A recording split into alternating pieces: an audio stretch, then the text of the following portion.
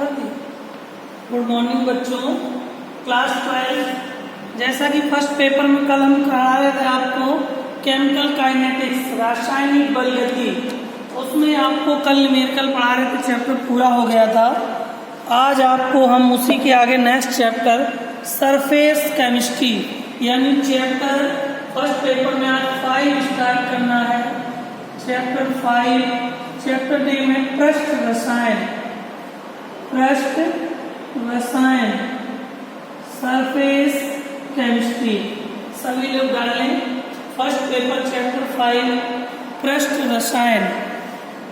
ठीक है, चलो लिखिए। इस चैप्टर में बुक नहीं लाइन दिखा, बुक नहीं लाइन, चलो लिया जब सेकंड टाइम।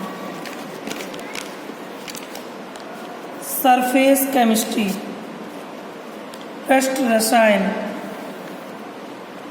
लिखिए पहली हेडिंग, कोलाइड क्या है। फर्स्ट हेडिंग, कोलाइड क्या है। कोलाइड क्या है।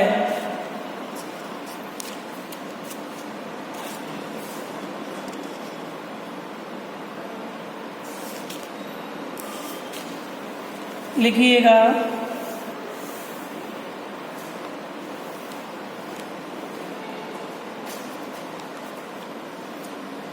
ऐसे पदार्थ जिनका विलयन, कोलाइड हेडिंग डालो, कोलाइड। लिखिए ऐसे पदार्थ जिनका विलयन चर्म पात्र द्वारा विसरित नहीं होता है। चर्म पात्र द्वारा विसरित नहीं होता है या धीरे धीरे विसरित होता है, या धीरे धीरे विसरित होता है, धीरे धीरे विसरित होता है, कोलाइड कहलाते हैं। धीरे धीरे विसरित होता है, कोलाइड कहलाते हैं, कोलाइड कहलाते हैं, कोलाइड कहलाते हैं। जैसे गोंद, एल्बुमिन, गोंद, एल्बुमिन, जिलेटिन आदि। गोंद, एल्बुमिन, जिलेटिन आदि, जिलेटिन आदि। अब हेडिंग लो क्रिस्टलाव। कोलाइड के बाद नेक्स्ट हेडिंग लो क्रिस्टलाव। क्रिस्टलाव, क्रिस्टलाव। देखिए ऐसे पदार्थ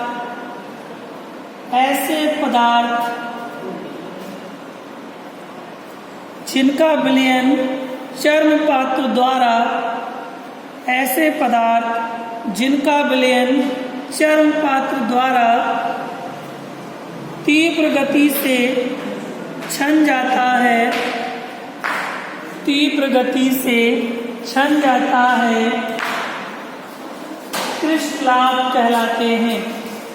तीव्र गति से छन जाता है, क्रिस्टलाव कहलाता है। जैसे शक्कर है, यूरिया है, शक्कर है, यूरिया है आदि कार्बनिक पदार्थ हैं, आदि कार्बनिक पदार्थ हैं, आदि कार्बनिक पदार्थ हैं, आदि कार्बनिक पदार्थ हैं। अब हेडिंग डालो नेक्स्ट, उत्प्रेरण, कैटालिसिस। क्या होते हो उत्प्रेरण, उत्प्रेरण, कैटालिस्ट। उत्प्रेरण।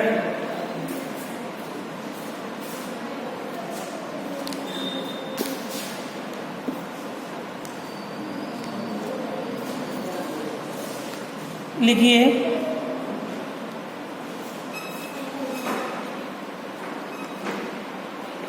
देखो उत्प्रेरक एक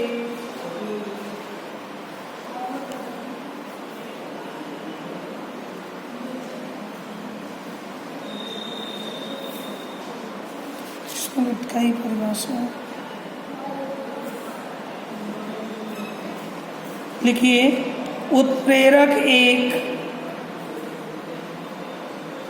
उत्प्रेरक रचना में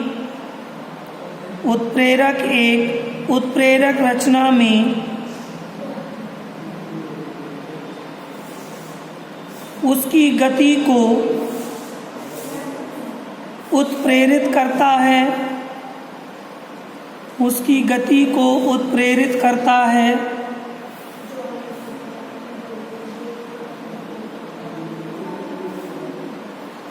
परंतु वह पदार्थ में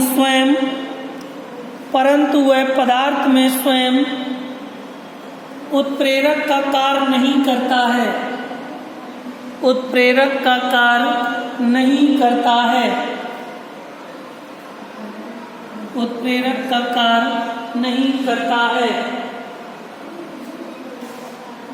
उत्प्रेरण कहलाता है।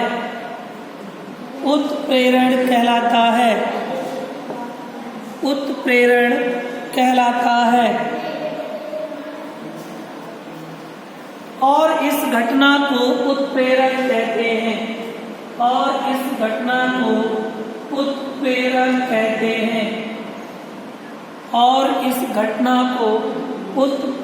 कहते हैं। उत्प्रेरक कहते हैं।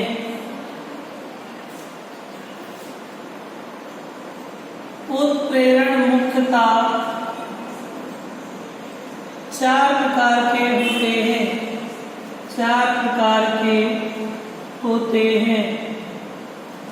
उत्प्रेरण मुख्यतः 4 प्रकार के होते हैं।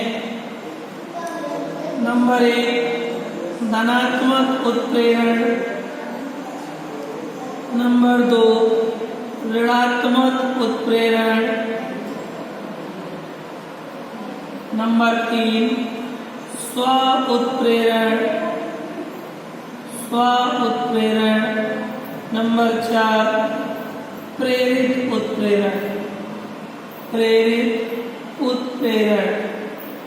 नंबर 1 धनात्मक उत्प्रेरण। नंबर 2 ऋणात्मक उत्प्रेरण। नंबर 3 स्व उत्प्रेरण। नंबर 4 प्रेरित उत्प्रेरण। फिर पहली हेडिंग डालेंगे धनात्मक उत्प्रेरण।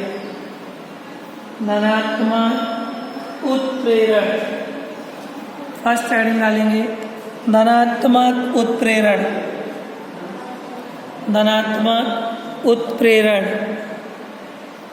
लिखिए, धनात्मक उत्प्रेरण में जब उत्प्रेरक रासायनिक अपक्रिया की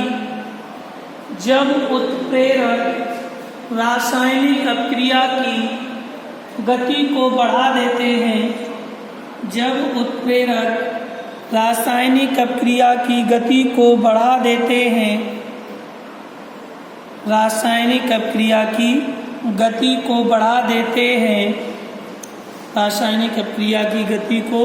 बढ़ा देते हैं।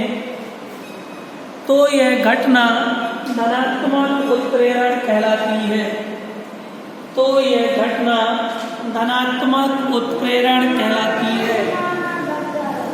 धनात्मक उत्प्रेरण कहलाती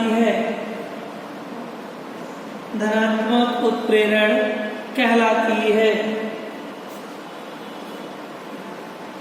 इसे धनात्मक उत्प्रेरक भी कहते हैं। इसे धनात्मक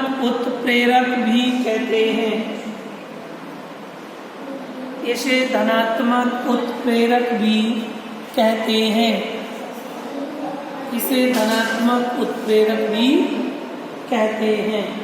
जैसे एग्जाम्पल समझ लो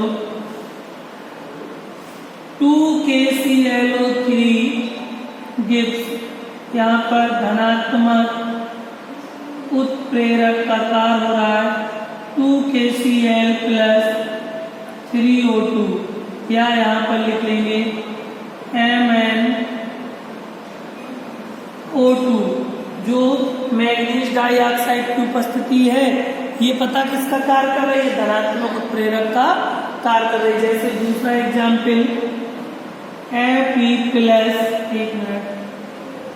N2 + 3H2 gives Fe iron, ये किसका धनात्मक उत्प्रेरक का कार्य कर रही है। इसी में एक होता है मॉलिब्डेनम, बन जाएगा 2NH3 अमोनिया, ये पोटेशियम क्लोराइड ऑक्सीजन, ये पोटेशियम क्लोराइड, ये नाइट्रोजन हाइड्रोजन अमोनिया। Fe और मॉलिब्डेनम, Fe मतलब उत्प्रेरक का कार्य कर रहा है, MO मॉलिब्डेनम वर्धक का, तो भी यहाँ वर्धक की कोई जरूरत नहीं, आगे पढ़ोगे। Fe धनात्मक उत्प्रेरक का कार्य कर रहा है, किसका, धनात्मक उत्प्रेरक का कार्य कर रहा है। आगे समझ में, दोनों क्रिया नोट कर लो। मतलब इसमें कोई पूछ दे ऐसे 2KClO3 gives MnO2, 2KCl + 3O2, कोई पूछ दे MnO2 क्या है, तो आप बता सकते बेटा MnO2 धनात्मक उत्प्रेरक का कार्य कर रहा है। यहाँ पर आयरन धनात्मक उत्प्रेरक का कार्य कर रहा है अमोनिया में। ऐसा नहीं कि आयरन इसमें आ जाए, इसमें नहीं, फिक्स है कि जब अमोनिया बनती तो आयरन उत्प्रेरक धनात्मक का कार्य करता है, जब पोटेशियम क्लोराइड क्रिया करते तो उसमें। नेक्स्ट हेडिंग डालो ऋणात्मक उत्प्रेरण, ऋणात्मक उत्प्रेरण, हेडिंग डालो ऋणात्मक उत्प्रेरण, ऋणात्मक उत्प्रेरण। हेडिंग में उत्प्रेरण है और लिखेंगे कैसे, लिखिए जब उत्प्रेरक, भाषा में उत्प्रेरक है बेटा, लिखिए जब उत्प्रेरक रासायनिक अपक्रिया की गति को, जब उत्प्रेरक रासायनिक अपक्रिया की गति को मंद कर देता है, रासायनिक अपक्रिया की गति को मंद कर देता है, तो यह घटना ऋणात्मक उत्प्रेरण कहलाती है, तो यह घटना ऋणात्मक उत्प्रेरण कहलाती है, ऋणात्मक उत्प्रेरण कहलाती है, ऋणात्मक उत्प्रेरण कहलाती है। अतः इसे ऋणात्मक उत्प्रेरक भी कहते हैं, अतः इसे ऋणात्मक उत्प्रेरक भी कहते हैं, ऋणात्मक उत्प्रेरक भी कहते हैं। एग्जाम्पल देखिए H2O2 काय का फार्मूला, हाइड्रोजन पेरोक्साइड का, इसमें H3PO4 ऑर्थोफॉस्फोरिक एसिड किसका कार्य कर रहा है, ऋणात्मक उत्प्रेरक का, किसका, ऋणात्मक उत्प्रेरक का कार्य कर रहा है। H2O + O2, H2 O2 एक 3, यहाँ 2 लगा दो, H4 O4 O2 2 4, बस। एक और Na2SO3 सोडियम सल्फाइड वायु से क्रिया कर रहा है, Na2SO3 सोडियम सल्फाइड वायु से क्रिया कर रहा है, इसमें जो ऋणात्मक उत्प्रेरण का कार्य करेगा वो ग्लिसरॉल बन जाएगा Na2SO4, Na2 Na4 S2 O3 6 2 8 O4 2 8, ये होता बेटा सोडियम सल्फाइड और ये होता है sodium sulphate, sodium sulphate note कर लीजिए। तीसरी फिर हेडिंग है स्व उत्प्रेरण, स्व उत्प्रेरण, तीसरी हेडिंग है स्व उत्प्रेरण, स्व उत्प्रेरण, लिखिए, जब उत्पाद पदार्थों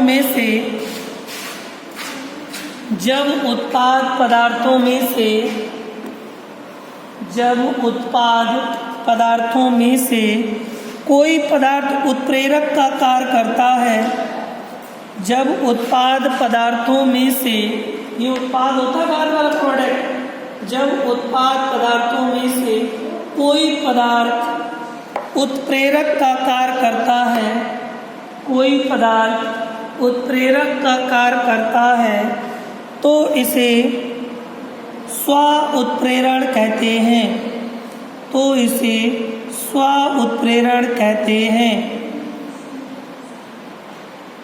स्व उत्प्रेरण कहते हैं। और इस घटना को स्व उत्प्रेरण कहते हैं, और इस घटना को स्व उत्प्रेरण कहते हैं, और इस घटना को स्व उत्प्रेरक कहते हैं, और इस घटना को स्व उत्प्रेरक कहते हैं। देखो, CH3COO2H5 एथिल एसीटेट है, इसका जल अपघटन कर दिया HOH या H2O के साथ, स्व उत्प्रेरक का कार्य कराया, मतलब CH3COOH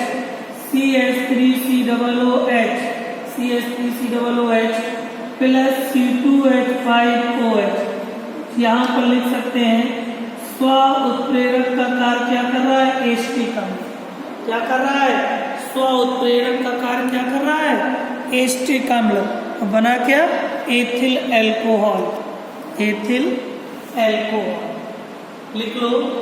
इसके बाद लास्ट एडिंग लिखो, प्रेरित उत्प्रेरण, यहीं आ जाएगा प्रेरित उत्प्रेरण, प्रेरित उत्प्रेरण, प्रेरित उत्प्रेरण लिखिएगा। जब एक रासायनिक अपक्रिया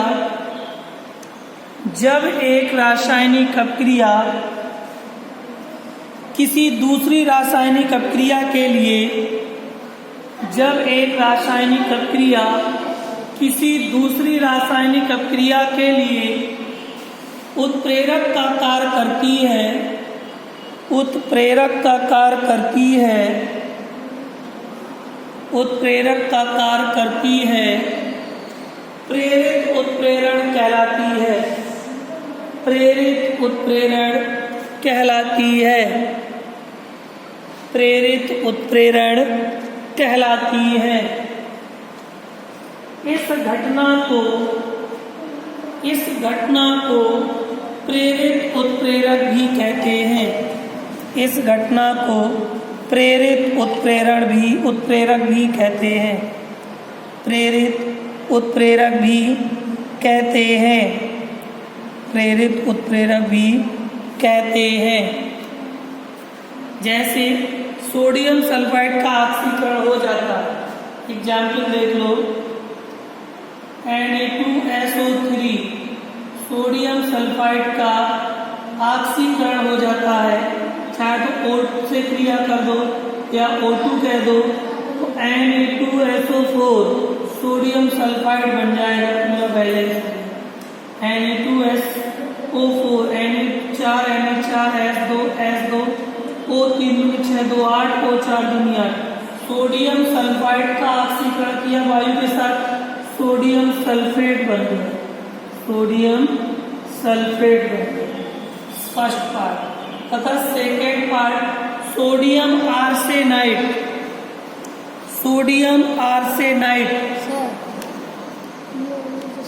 हाँ उसका अंतर है कि जो प्रेरित मतलब सोडियम सल्फाइड ऑक्सीकरण जो प्रेरित करके सोडियम सल्फाइड बना रहा है, और अगली क्रिया प्रेरित नहीं कर रही, परिभाषा क्या लिखी, एक रासायनिक अपक्रिया किसी दूसरी रासायनिक अपक्रिया के वेग को प्रेरित करती, तो एक बार तो प्रेरित कर रही, दोबारा प्रेरित नहीं करेगी। देखो, तथा sodium arsenate Na3ASO3 sodium arsenide वायु के साथ प्रेरित करके, यानी नो रिएक्शन, कोई क्रिया नहीं कर रहा, मतलब सोडियम आर्सेनाइड से सोडियम आर्सेनेट नहीं बनाएगा, इसलिए मतलब ये रासायनिक क्रिया को उत्प्रेरित कर रहा है, एक दूसरी रासायनिक क्रिया को उत्प्रेरित नहीं कर रहा। तो इसमें तो एक कभी तो उदाहरण लिखवाया था उत्प्रेरित, ये तो उसकी उपस्थिति में है। इसको कहते हैं प्रेरित उत्प्रेरक, लिख लीजिए। इस तरह से उत्प्रेरक पूरा कंप्लीट होता है। कल आपको हेडिंग पढ़ाएंगे उत्प्रेरक वर्धक, हेडिंग डालो कल के लिए उत्प्रेरक वर्धक। अब वही वर्धक का यूज होगा जो अमोनिया मैं आपको उदाहरण बताया था कि Fe आयरन ये उत्प्रेरक का कार्य करता है और MO मोलिब्डेनम वर्धक का कार्य करता है। फेयर में आप करते जाइए, कल नेक्स्ट आपको आगे पढ़ाएंगे, ठीक है।